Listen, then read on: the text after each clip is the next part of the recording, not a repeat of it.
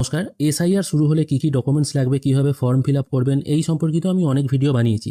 প্রত্যেক ভিডিওতেই আমি বলেছি এসআইআর এর জন্য এখনো পর্যন্ত কোনো রকম নির্দেশ বা কোনো রকম নোটিশ কিন্তু নির্বাচন কমিশনের কাছ থেকে আসেনি যে এখান থেকে মেনশন করা যাবে 11টা ডকুমেন্ট ছাড়া অন্য কোনো ডকুমেন্ট লাগবে কিনা বা এসআইআর কবে হবে সেটাও কিন্তু বলা নেই। সবাই কিন্তু মোটামুটি একটা সম্ভাব্য তারিখ দিচ্ছে। তার থেকেও বড় কথা, নির্বাচন কমিশন 8ই অগস্ট রাজ্য সরকারকে একটি চিঠি দিয়েছিল যেখানে জানিয়েছিল পশ্চিমবঙ্গেও কিন্তু এসআইআর শুরু হতে চলেছে। কিন্তু রাজনৈতিক ঝামেলা চলার জন্য এখনো পর্যন্ত এই এসআইআর শুরু হয়নি।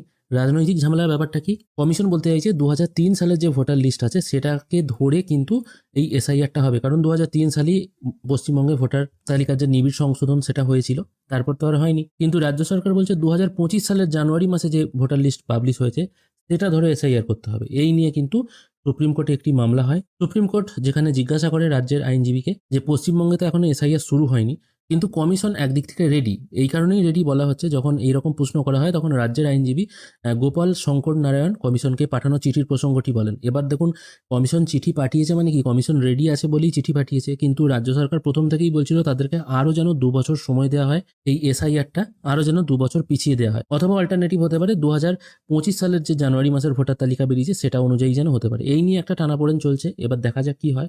তবে মোটামুটি যেটুকু অনুমান করা যাচ্ছে, পুজোর আগে কিন্তু এসআইআর হচ্ছে না। মানে পুজো এখনো ধরে রাখুন কম বেশি 20 দিনের মতো দেরি আছে, 20-22 দিনের মতো দেরি আছে।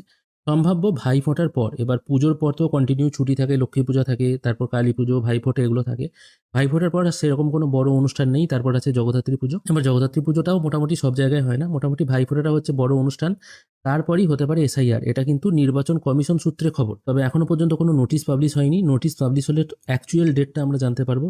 ধরে রাখুন ভাইফোঁটার পর কিন্তু রাজ্যে এসআইআর শুরু হতে পারে। এবার এটা আরও বেশি কার্যকর হবে বা বোঝা যাবে যখন এই যে সুপ্রিম কোর্টের সওয়াল জবাব হচ্ছে, সেক্ষেত্রে কমিশন যদি এগিয়ে যায়, রাজ্যের তরফ থেকে যে সমস্ত কথাগুলি উঠে আসছে তার পরিপ্রেক্ষিতে যদি নির্বাচন কমিশন সঠিক জবাব দিতে পারে, সেক্ষেত্রে কিন্তু এসআইআর পশ্চিমবঙ্গে ভাইফোঁটার পরই শুরু হয়ে যাবে।